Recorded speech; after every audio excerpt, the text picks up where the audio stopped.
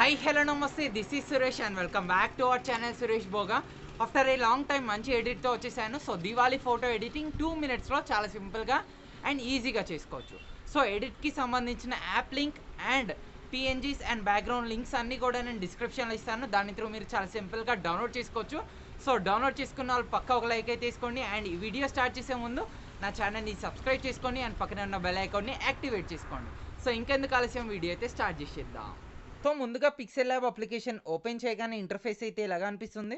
So ఇక్కడ కింద 5 options ఉంది కదా, అందులో 4th option layer symbol click చేసి ఫ్రమ్ గ్యాలరీ అనే ఆప్షన్ మీద క్లిక్ ఇచ్చేస్తే మన గ్యాలరీలో ఆప్షన్స్ అయితే చూపిస్తుంది. సో నేను డిస్క్రిప్షన్లో అన్ని ఇచ్చాను కదా, అవన్నీ డౌన్లోడ్ చేసుకోండి.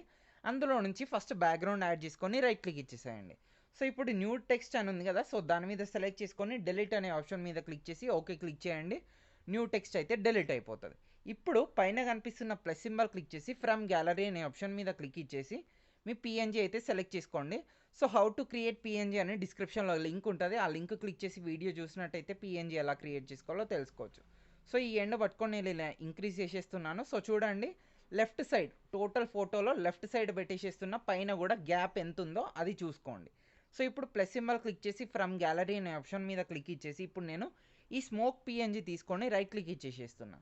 సో ఇది కూడా నేను ఫుల్ సైజ్కి ఇలా ఇంక్రీజ్ చేసేస్తున్నా.